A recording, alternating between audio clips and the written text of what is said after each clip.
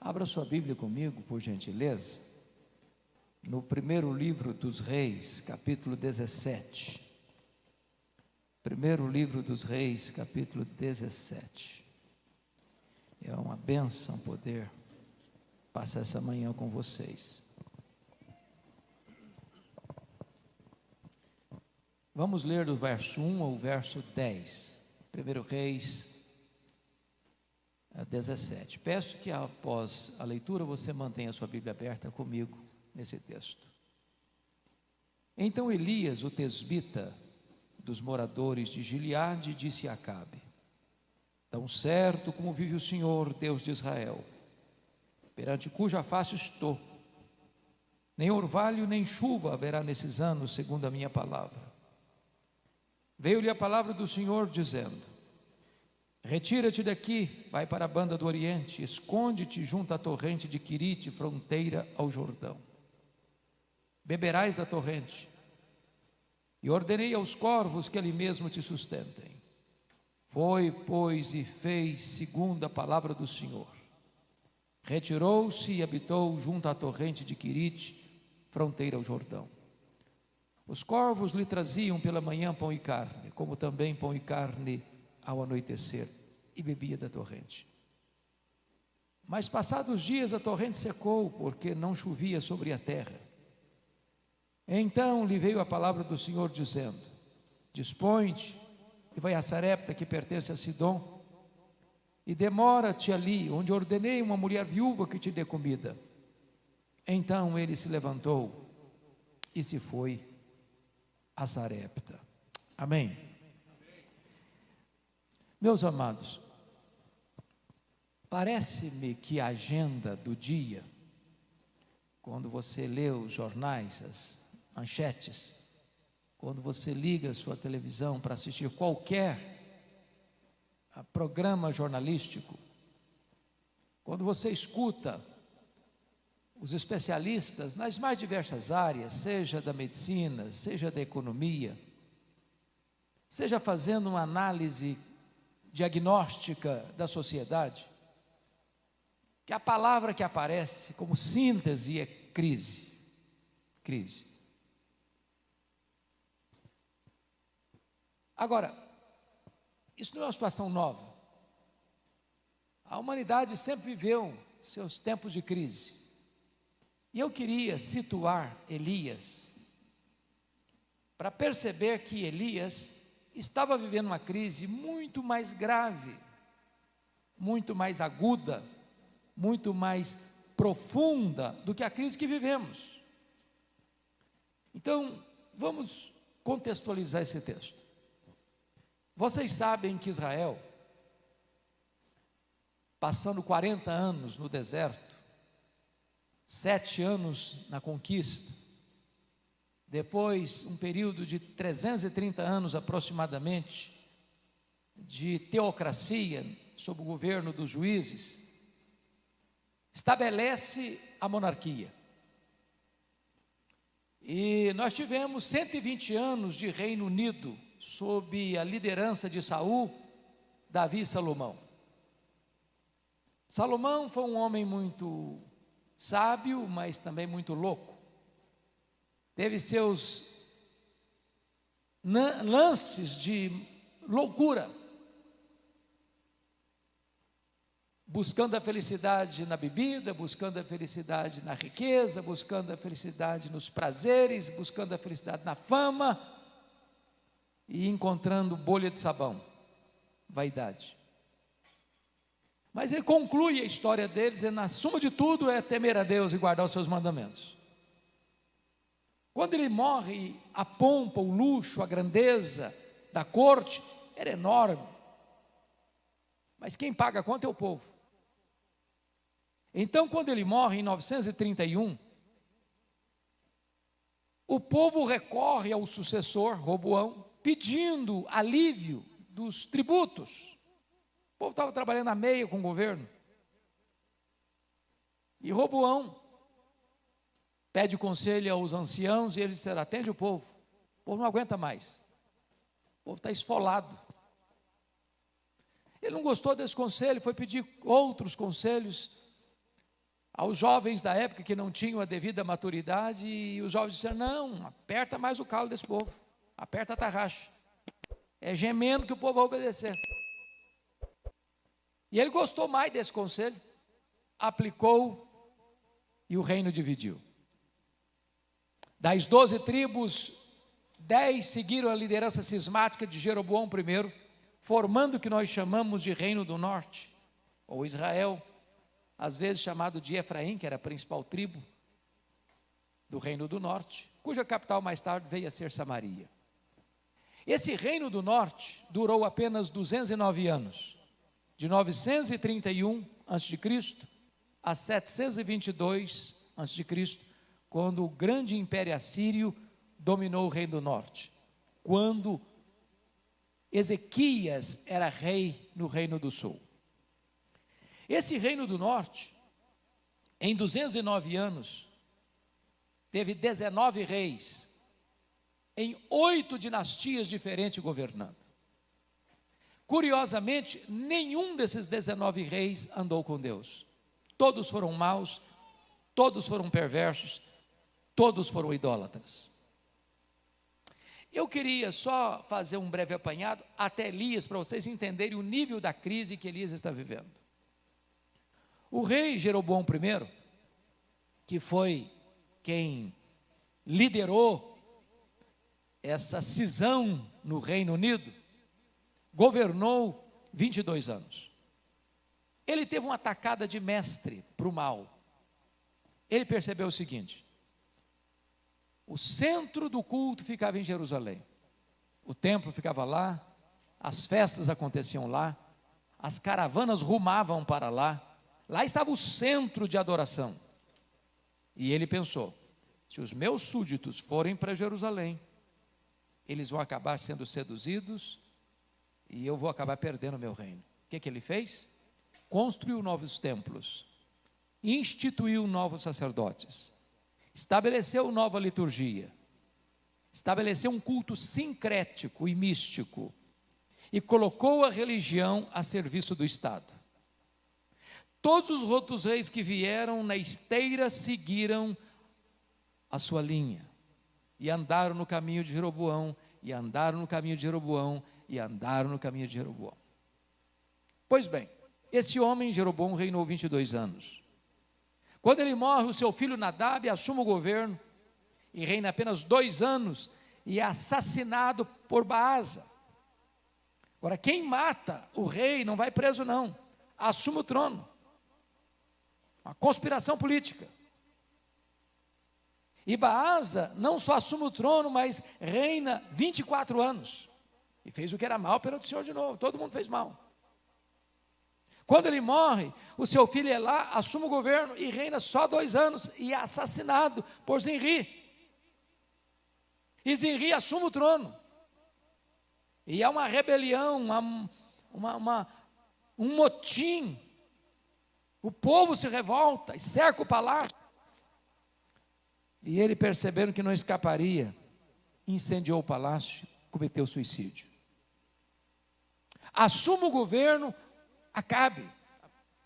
A melhor dizendo, assume o governo Onri, o pai do Acabe.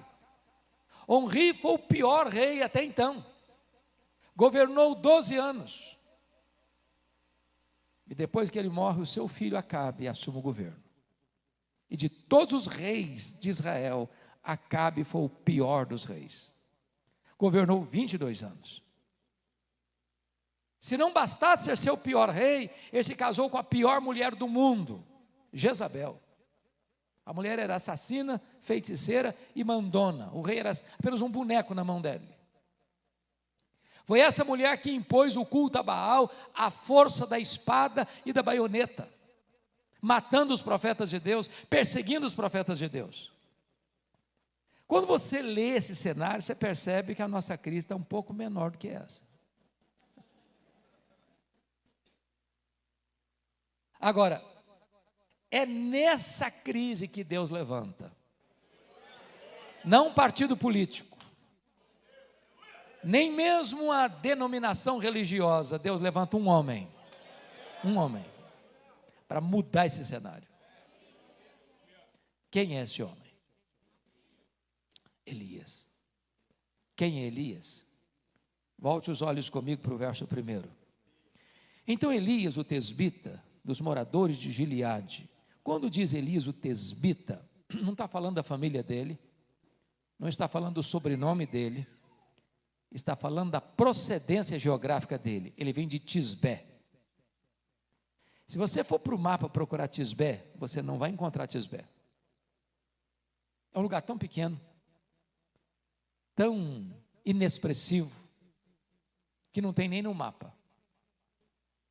Se você for procurar a árvore genealógica de Elias, você não vai encontrar. Ele não vem de uma escola de profetas, ele não vem de uma família sacerdotal, ele não vem da aristocracia de uma família rica. Diríamos nós, na linguagem bem mineira, um João ninguém, um pé rapado, nasceu no pé da serra de Gileade. Então note você, que Elias é um homem desconhecido, de uma família desconhecida, de um lugar desconhecido, mas um homem que Deus levantou para fazer uma grande obra. E aqui eu aprendo a primeira lição: Deus não precisa de figurões para fazer a sua obra. Deus pode usar gente simples, como Elias, como você, como eu, para fazer a sua obra. Talvez um dos grandes problemas da igreja brasileira, irmãos, é que tem estrelas demais, figurões demais, gente que se julga importante demais. E eu já aprendi uma coisa: as estrelas só brilham quando o sol não está brilhando.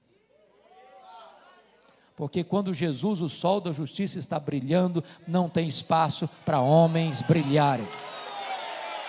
Ele não divide a sua glória com ninguém.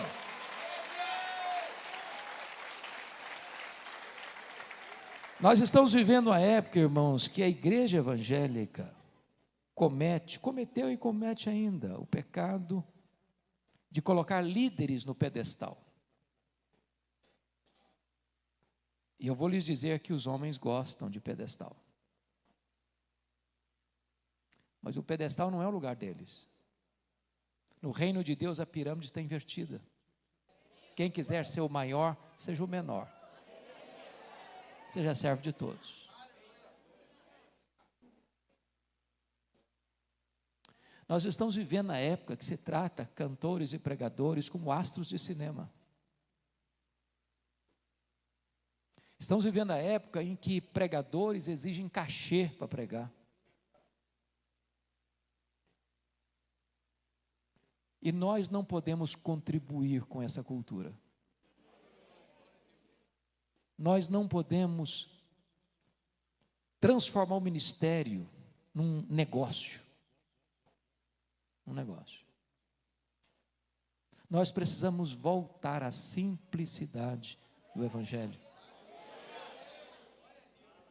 Agora notem comigo o verso 1, que Elias chega para Acabe, o rei, e o pior rei, temido rei, e mais temida ainda a mulher dele, e diz assim para ele: tão certo como vive o Senhor, Deus de Israel, perante cuja face estou, nem orvalho nem chuva haverá nesses anos, segundo a minha palavra. Por que ele está trazendo essa palavra de juízo à nação de Israel? Porque a nação de Israel está rendida a Baal. E quem é Baal? O padroeiro da prosperidade. Quando se colhiam os frutos da lavoura, quando uma cabra dava cria lá no campo, atribuía-se isso a Baal. E numa cultura agropastoril, se não chove, não tem fruto no campo, não tem cabras, não tem bois, não tem vacas, não tem produção, não tem riqueza, não tem sustento. Deus retendo as chuvas e parando o orvalho, Deus está quebrando a espinha dorsal de Baal. Deus está decretando a falência de Baal. Deus está trazendo um juízo à nação idólatra. Mas me impressiona que ele chega e está dizendo: olha, Acabe, eu estou aqui na sua presença, mas não é na sua presença que eu estou, não, eu estou na presença do meu Deus. Então eu não estou impressionado com a sua presença, nem com a sua pompa. Eu nasci lá no pé da serra de Gileade, mas eu quero dizer que eu estou aqui na presença do meu Deus. Então escute uma coisa: não vai chover e não vai cair orvalho, segundo a minha palavra. Aí vocês dizem, eu não estou entendendo. Como é que ele tem essa certeza? De onde procede essa certeza? Esse texto não responde essa pergunta. Mas a resposta está lá em Tiago 5,17. Elias orou com instância para não chover, e não choveu. Então nós aprendemos uma segunda lição aqui. Nós só poderemos nos levantar diante dos homens, se primeiro nós nos curvarmos diante de Deus. Nós só poderemos prevalecer em público diante dos homens, se nós primeiro prevalecermos em secreto diante de Deus. Nós só poderemos nos levantar para pregar vitoriosos, se primeiro nós prevalecemos em secreto na oração. Nós estamos assistindo, tristemente, a nossa geração separar academia de piedade. Temos gigantes do saber no púlpito, mas nanicos na vida de oração. Gente que tem muita luz na cabeça, mas não tem fogo no coração. Nós separamos, irmãos, pregação de oração. Isso é uma tragédia. Me permita explicar isso melhor. Vocês se lembram, lá em Atos 6, o diabo tentou parar o avanço da igreja de 3 maneiras. Primeiro, no capítulo 4, perseguição, ataque de fora para dentro. A igreja ficou mais forte ainda. Aí o diabo tentou outra tática. Agora não é a perseguição de fora para dentro, agora é a infiltração. Botou um casal hipócrita dentro da igreja para querer holofotes, Ananias e Safira, e o casal foi desmascarado e a igreja continuou avançando. Aí a estratégia mudou de novo no capítulo 6, agora não é nem a perseguição de fora para dentro, nem a infiltração de dentro para fora, agora é a distração no capítulo 6. Toda igreja que cresce tem problema. Não tem crescimento sem problema. Não tem crescimento sem dor. Não tem. Da maneira que a igreja cresce, crescem os problemas também. O que começa a acontecer? A distribuição começou a ser feita e as viúvas dos helenistas, ou seja, os judeus nascidos fora de Israel, começaram a reclamar que elas não estavam recebendo a justa distribuição. A murmuração chegou. Agora pensem comigo.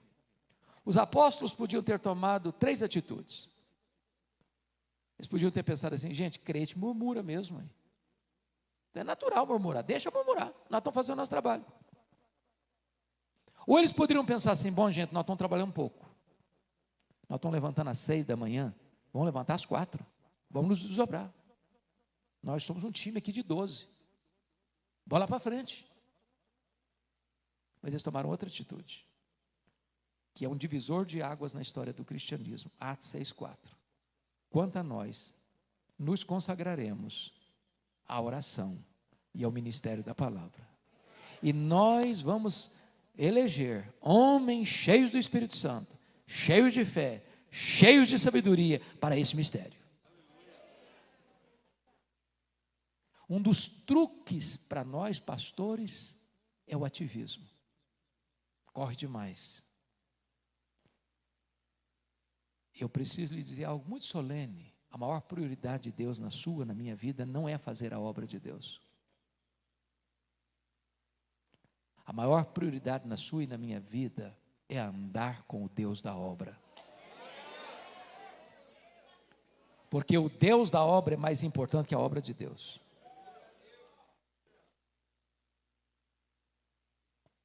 Agora notem que eles disseram, quanto a nós nos consagraremos à oração e ao ministério da palavra. Eu não sei, vou fazer uma pergunta retórica. Não precisa responder não, só pense. O que é mais importante? Oração ou ministério da palavra? Complicada essa pergunta, não? A melhor resposta que eu já escutei a essa pergunta foi de um pastor coreano. Ele disse assim: Deus valoriza tanto a sua palavra, Deus dá tanta importância à sua palavra, a palavra de Deus tem tanta primazia, que Deus colocou a oração primeiro. Sabem por quê?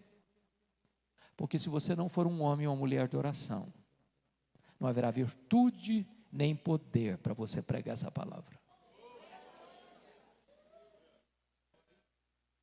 É por isso que Elias só se levanta diante do rei, porque primeiro se prostrou diante do Rei dos Reis.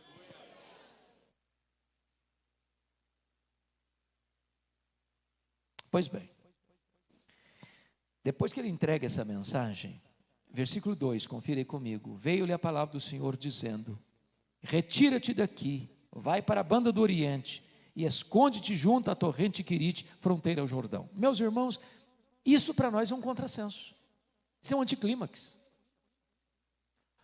Eu estou com 40 anos de ministério, eu não sei quantos anos você tem de ministério, mas a maioria de nós, se não todos nós, vão passar a vida inteira no ministério sem nunca pregar para o rei, no palácio do rei. Pois Elias sai do anonimato e começa o ministério dele pregando para o rei, no palácio do rei. E agora Deus chega para ele e diz: agora, meu filho, você pregou? Agora se esconde. Agora você vai ficar escondido, vou te levar para o deserto. Ainda tem um filete d'água correndo lá, você vai beber daquela água. E você vai ficar tão escondido que eu não vou permitir que ninguém leve comida para você, eu vou mandar os garçons voadores levarem. Agora, tudo que um pregador não gosta de fazer é caminhar rumo à solidão. Ele quer caminhar rumo à multidão.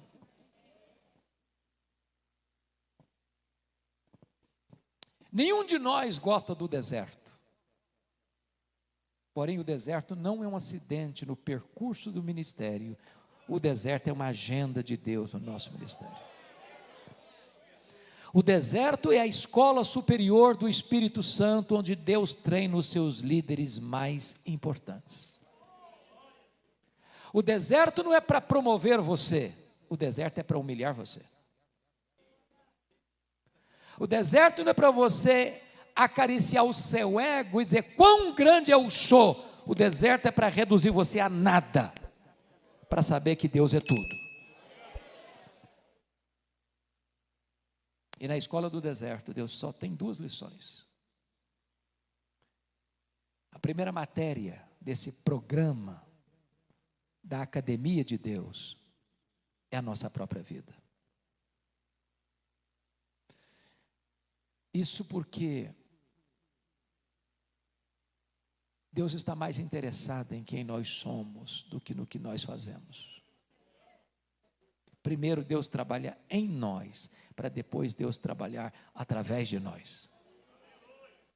Nesta geração que dá tanto valor à performance, à realização, à promoção humana, a destaque humano, Deus quer nos moldar, para você ser manso e humilde, como Jesus foi. A vida do líder é a vida da sua liderança.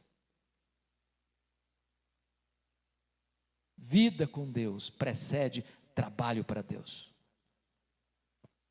Nós estávamos vindo, batendo um papo, para cá com o pastor Joel, nós estávamos conversando sobre isso. Você não vira um líder do dia para a noite. Não vira. Tem algumas coisas assim que as pessoas fazem propaganda. Aprenda inglês em 3 meses. Eu nunca conheci ninguém que aprendeu inglês em 3 meses. Se tem, me apresente que eu quero matricular nessa escola aí.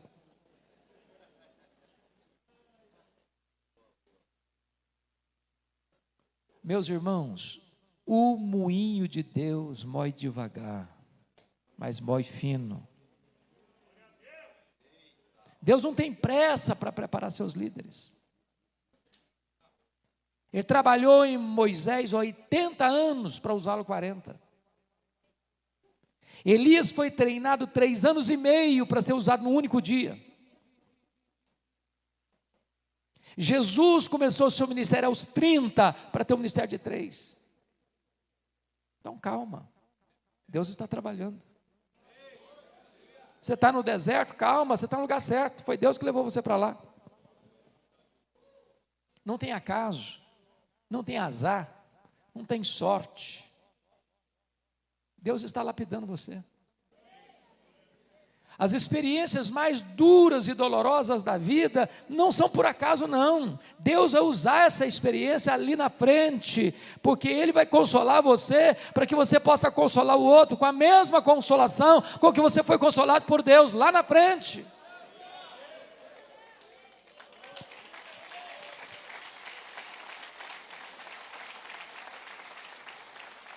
Mas a segunda lição que eu aprendo com Elias é que na escola do deserto, Deus não só trabalha na sua própria vida, mas Deus leva você a entender que você depende do provedor mais do que da provisão. Notem vocês que ele está num deserto, escondido, bebendo de um filete d'água que está rareando, vai secando aos poucos. Deus manda garçons voadores. Mas veja você o versículo 7 comigo. Mas passados dias, a torrente secou, porque não chovia sobre a terra. A pergunta é essa: o que é que você vai fazer quando você está onde Deus mandou você estar, fazendo o que Deus mandou você fazer, e de repente a fonte seca? E eu quero lhe dizer que quando a fonte seca, Deus sabe onde você está. Deus sabe para onde você deve ir. Deus sabe o que você deve fazer. Porque a sua fonte secou, mas o manancial de Deus continua jorrando. A sua despensa pode até ficar vazia, mas os celeiros de Deus continuam cheios. Se Deus leva você a esse tipo de experiência, não é porque Deus abandonou você, não é porque Deus está longe, conforme diz uma música da Cassiane. Quando Deus fica em silêncio, é porque Ele está trabalhando. Então calma, você está precisando aprender a depender do provedor, mais do que da provisão. Me permita uma experiência pessoal para ilustrar isso aqui. No ano 2000, eu já era pastor de Vitória, lá em Vitória, ainda sou ligado à igreja, somos pastores da igreja até hoje, 36 anos. E eu fui fazer um curso de doutorado na área de pregação nos Estados Unidos. Meus filhos eram pequenos, um casal, e a liderança da igreja se reuniu e votou uma verba para o nosso sustento, na época $2.300. Eu achei que era suficiente, achei que eu ia ter uma meia bolsa chegando lá, e o que aconteceu? Primeiro, irmãos, todo pastor é dizimista, todo pastor. Se não é, devia ser. Devia ser. Então, se eu recebia 2.300, já deixava 230 na tesouraria. Recebia 2.70. Nós temos uma senhora, hoje com mais de 70 anos, que mora conosco há mais de 34 anos, na verdade. Eu achei que não seria honesto desampará-la nesse período. Ela não pôde ir conosco, quando veio pagando o saláriozinho dela. O certo é que ficava na minha mão mesmo para valer 1.400, 1.500. Quando eu chego em Jackson, Mississippi, não tinha escola pública para os meninos naquele momento. Tinha que pagar uma escola da igreja. E eu e minha esposa levantávamos 4 horas da manhã para limpar a escola. Enquanto eu lavava os banheiros, ela passava pano na quadra. 4 horas da manhã, para ganhar um desconto de $200 na mensalidade. Quando eu cheguei, não tinha bolsa de 1 centavo. Tinha que pagar a escola de inglês, tinha que pagar seminário, tinha que pagar aluguel, tinha que pagar a escola das crianças, tinha que comprar comida para casa, e não tem transporte público em Jackson, tive que comprar um carro velho. Eu tinha levado todas as nossas economias. Quando eu botei na ponta do lápis, a nossa despesa nunca ficou inferior a 3.000. Eu tinha uma receita de 1.500. Com 5 meses, deu uma inflamação no meu pulso, eu não conseguia segurar a vassoura nem o rodo mais, tive que dispensar o trabalho, menos $200 no orçamento. O carro quebrou, era velho, quebrou. Levei para a oficina $1.350 para consertar, não tinha dinheiro para tirar o carro da oficina. Não tinha dinheiro para pagar aluguel e nem para comprar comida. E foi um choque, a fonte secou. Eu reuni minha esposa, meus filhos que eram pequenos, e disse: olha, eu não quero ser mais pesado para a igreja. E nós temos 2 opções: ou voltamos, ou pedimos para Deus um milagre. Nós sempre pregamos que o nosso Deus é o Jeová Jireh. Então está na hora. E eu me lembro que nós nos ajoelhamos na sala, coração quebrado. Deus, o Senhor é Deus, o Senhor sabe a situação. Então, se o Senhor quiser fazer um milagre, o Senhor pode. Dá-nos um sinal do teu favor. Quando eu levantei, o telefone tocou. E eu recebi um convite para pregar na Pensilvânia. Meus irmãos, pense numa tribulação. Eu fui sem o dinheiro de um lanche, de um cafezinho no bolso. Preguei, alegre, feliz, ninguém está sabendo de nada. E no último culto, o pastor que estava dirigindo a liturgia disse assim: meus irmãos, o pastor Hernandes é estudante aqui na América. E ele disse algo que não precisa ser profeta para falar, não. Ele disse: meus irmãos, todo estudante é duro. Então, se alguém quiser ajudá-lo, fique à vontade. Eu tomei um susto, falei: esse cara é profeta, vejo que tu és profeta. O certo é que naquele dia eu recebi $5.500 de oferta. Eu estou saindo, um pastor corre atrás de mim e disse assim: olha, Deus me moveu o coração, eu quero lhe mandar $300 por mês, até você terminar o seu curso. Eu voltei para casa chorando. Tirei o carro da oficina, comprei comida para casa, paguei o aluguel. Semana seguinte, um outro telefonema, para pregar numa conferência em New Hampshire, 2.500 quilômetros onde eu morava. Estou pregando meu último sermão, sem nada, ninguém saber de nada. Vem um presbítero por trás de mim, e eu não estou contando, eu não contava essas experiências também não, estou só pregando. Púlpito não é lugar de fazer apelo pessoal, para vantagens pessoais. E um presbítero vem por trás de mim, bota um bilhete dentro da minha Bíblia assim: eu não sei o que está acontecendo com você, mas Deus me constrangeu, e eu vou lhe mandar $600 por mês, até você terminar o seu curso. No final me deram 2.500, para encurtar a conversa. A partir daquele dia eu recebi 21 convites para pregar, em 10 estados diferentes. Cada lugar que eu ia, Deus fazia um milagre diferente. Onde uma mulher fez uma viagem de noite, debaixo de neve, porque Deus tocara o coração dela lá na casa dela, para onde eu estava, para me dar uma oferta. Nunca nos faltou nada. No dia que eu fui embora, eu fui ao banco fechar a conta.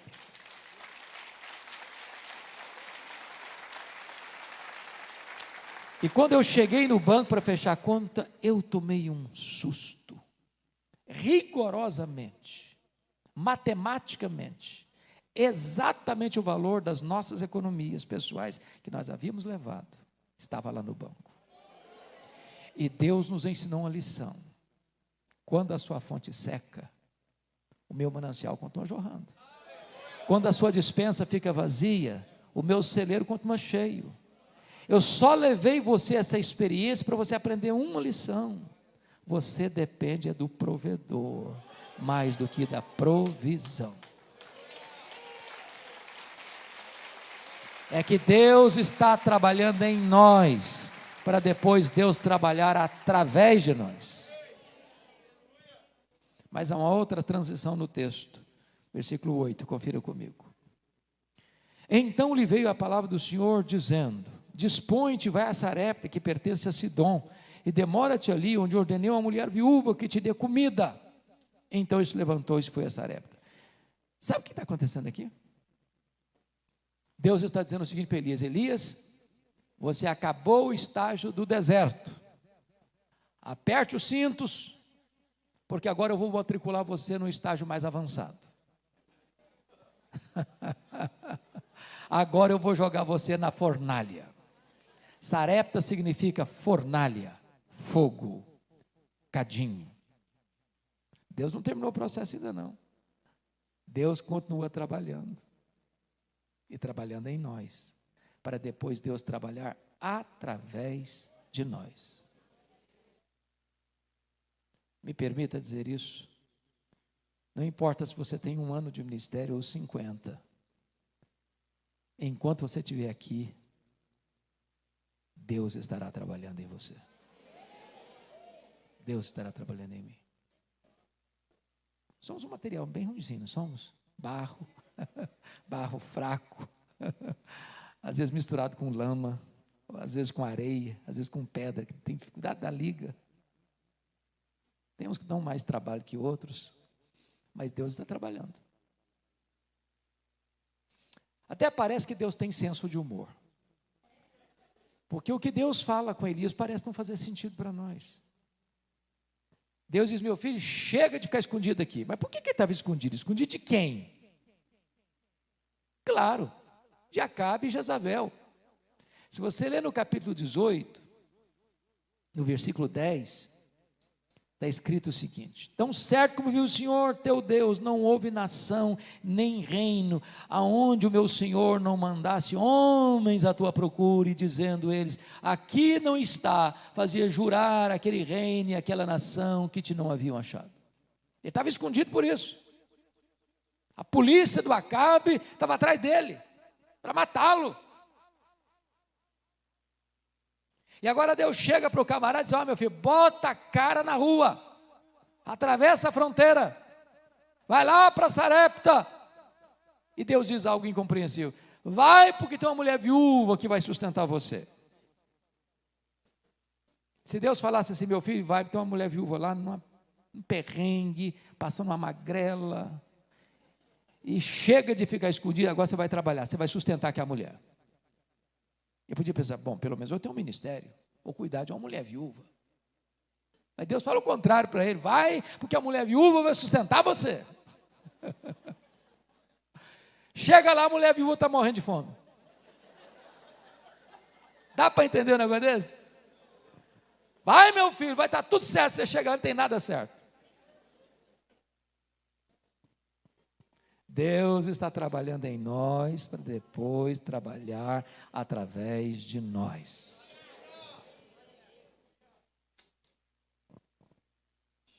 O que eu acho lindo é que essa viúva conheceu a Deus na cozinha. Eu acho que não tem lugar melhor no mundo para conhecer a Deus do que na cozinha, não é verdade? Na minha cabeça, eu não sei, o texto não diz isso, mas é a forma que eu entendo o texto. Eu acho que Deus não multiplicou um saco de trigo para aquela mulher, nem um tonel de azeite. Eu acho que a experiência foi essa. Todo dia que ela ia para a cozinha, ela tinha uma porçãozinha de trigo para fazer o último bolo, hein? O último. Devia estar assim na raspa da panela. Ela ia lá, fazia a refeição, olhava do mesmo jeito. No outro dia, fazia tudo de novo, olhava do mesmo jeito. Semana seguinte, do mesmo jeito. No mês seguinte, do mesmo jeito. Mesmo jeito, mesmo jeito. Sabe o que significa isso? Deus ainda hoje multiplica o óleo na nossa botija e a farinha na nossa panela. Às vezes, irmãos, nós só vemos milagres no extraordinário, mas não vemos milagres no ordinário. Por exemplo, você sai com a sua família de férias, um carro gostoso, bonito, com ar-condicionado. Daqui a pouco um acidente. Carro vira um troço, tudo retorcido, e Deus poupou sua família. Um milagre. Verdade. Mas às vezes nós nunca paramos para pensar que você sai de casa todo dia e volta para casa. Você leva seu filho, sua filha na escola todo dia e volta para casa. Sem nenhum acidente, no ano inteiro. E você não percebeu quantos livramentos Deus lhe deu. Como os anjos de Deus trabalharam para servir você e você não viu. Então entenda isso, o fato de você estar aqui num tempo de pandemia, o fato de ter comida na sua mesa, de você ter saúde para comer, isso é milagre, é milagre, é milagre, é milagre, é milagre, todo dia.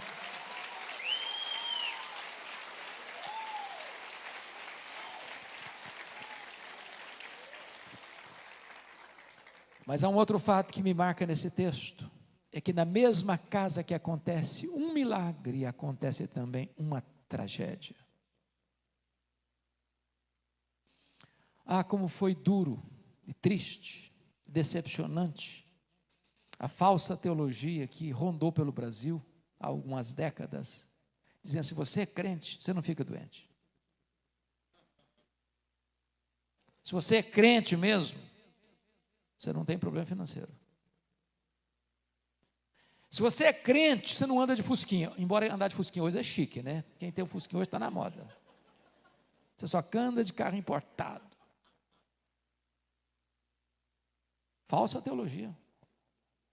Falsa. E eu não estou combatendo a prosperidade, não, que Deus dá prosperidade, Deus dá riqueza. Deus faz você avançar. Mas não é verdade que se você é cheio do Espírito Santo não vai ficar doente, não. Crente bate carro, crente sofre acidente, crente fica doente, crente perde emprego, crente sepulta os seus entes queridos, crente morre. Na mesma casa que houve um milagre, o filho único da viúva adoece e morre. E tinha um profeta de Deus lá. E morre. Irmãos, não tem ministério sem dor. Se nós fôssemos escutar a história de cada pessoa aqui, tem alegrias? Tem. Tem vitórias? Tem. Tem celebração? Tem. Mas tem dia de choro também. Tem dia de luto também. Tem dia de coração quebrado também. E sabe, para ser pastor tem que ter coração de leão. Porque você faz um funeral de manhã e um casamento de noite. Você chora com um e se alegra com o outro. No mesmo dia. No mesmo dia. Agora, uma lição importante no texto. A viúva, machucada e ferida, botou a culpa da morte do filho no Elias. Meus irmãos, isso não é fácil. Dizem os entendidos que pastor tem que ter coração de manteiga e couro de jacaré. Porque o casal briga de madrugada e a culpa é do pastor. Filho sai de casa, a culpa é do pastor. Costas largas. Menino morre, o culpado é o pastor, é o Elias. Mas Elias nos ensina uma lição. Às vezes nós somos muito ousados e apressados em nos defendermos. Eu conheço até pastor que engrossa a voz.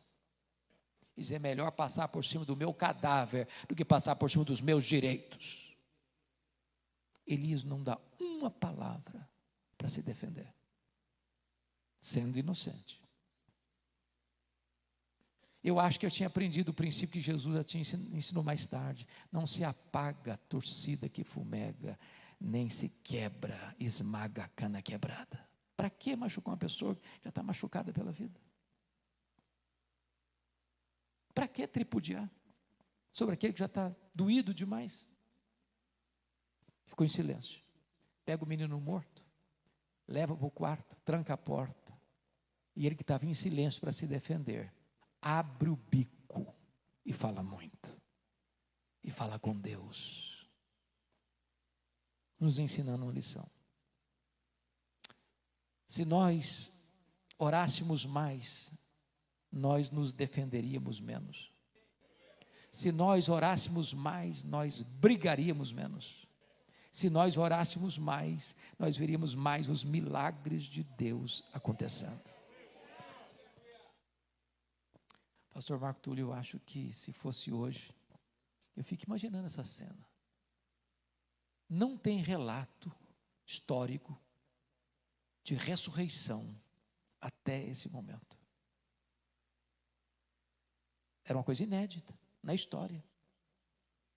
E eu fico pensando se nós hoje fôssemos fazer um pedido para Deus que nunca aconteceu na história, eu acho que nos internariam numa clínica psiquiátrica. Iam nos chamar de inconsequentes, de desvairados. Mas Elias tem coragem de pedir para Deus ressuscitar o menino. E o imponderável, e o improvável,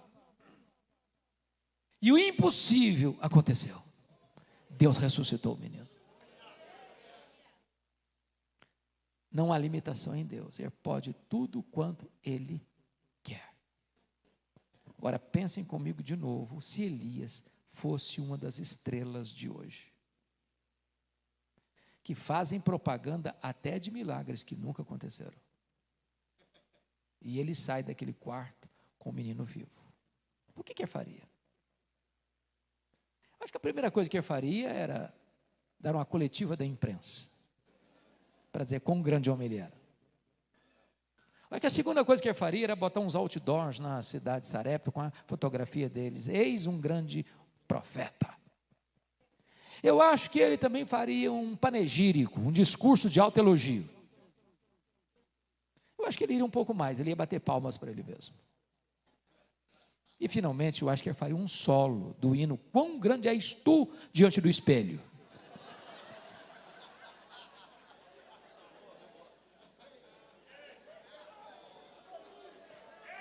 Fez nada disso. Eu só disse para a mulher assim: mulher, o teu filho vive. O que a gente aprende, irmãos? O que a gente aprende? O que a gente aprende é o seguinte: quem faz é Deus, e a glória só pertence a Deus.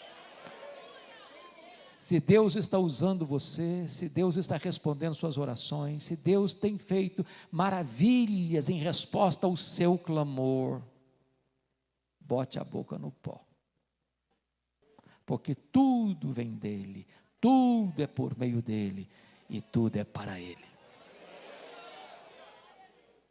Mas eu quero concluir com o último ponto. Quando você honra Deus, está lá em 1 Samuel 2,30, Deus honra você. O verso 24, que nós não lemos, é o último versículo deste capítulo, diz que a viúva disse para ele assim: agora eu sei que tu és homem de Deus, e que a palavra do Senhor na tua boca é verdade. Isso faz a gente tremer os joelhos. Porque hoje você tem homens cultos, você tem homens influentes, você tem homens famosos, mas estão escasseando os homens de Deus. Como é que nós somos conhecidos? A segunda palavra deveria nos levar às lágrimas. Agora eu sei que a palavra do Senhor na tua boca é verdade.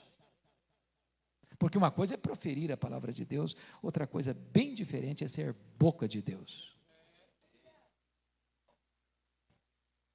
Lá em Jeremias 15:19 diz assim: se tu te arrependeres, eu te farei voltar e estarás na minha presença. Se apartares o precioso do vil, serás a minha boca. Eu não sei se você já percebeu isso. Chega uma pessoa e prega uma verdade, não acontece nada. Chega outra pessoa e prega a mesma verdade, os corações se derretem. Por quê? É porque um é boca de Deus, o outro não é.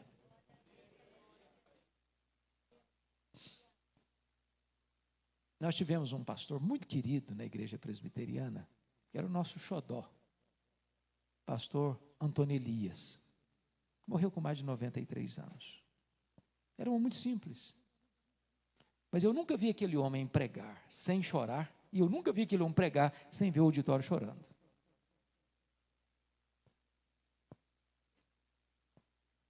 Ele estava pregando num grande congresso de pastores, e depois chegou aquela hora de perguntas e respostas. E alguém levanta uma pergunta teológica complicada para ele. E diz: pastor Antônio Elias, o senhor é um pregador que Deus tem usado Brasil afora. Conta para nós esse segredo. Explica para nós o que é unção. Ele disse: é muito simples. Unção significa que uns são, outros não são. É só isso. Agora eu sei que a palavra do Senhor na tua boca é verdade.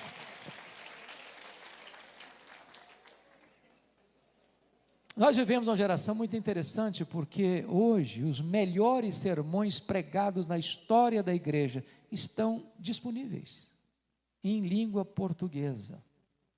Tem sermões de João Crisóstomo, de Aurélio Agostinho, de Lutero, de John Owen, de Jonathan Edwards, de Charles Haddon Spurgeon, de Dwight Lyman Moody, e etc, etc, etc, etc.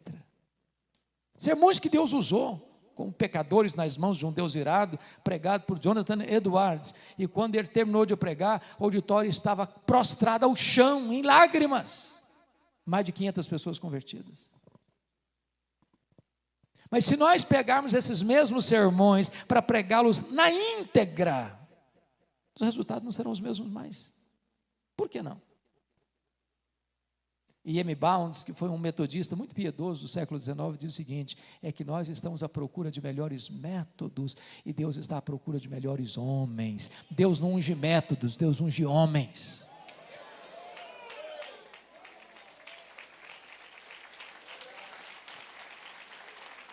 A minha oração, queridos, é que neste bonito encontro, onde vocês têm reflexões e trabalho administrativo a fazer, que cada um de nós aqui peça para Deus humildemente: Senhor, Tu és o mesmo Deus de Elias. Elias não era um super-homem, não era um super-crente. Elias não era um astro. Ele chega a dizer: eu era um homem, sujeito às mesmas fraquezas. Mas um homem que Deus levantou, um homem que Deus usou. Teve as suas lutas? Teve. Enfrentou até depressão. Queria até morrer. Você podia me levar, Senhor? Não estou aguentando mais. Está pesado. Falei: meu filho, calma. Você não sabe o que está lá na frente. Estou preparando coisa melhor para você. Então calma. Mas enquanto você estiver aqui, peça a Deus para Deus usar a sua vida para a glória dEle. Que a palavra de Deus na nossa boca seja verdade.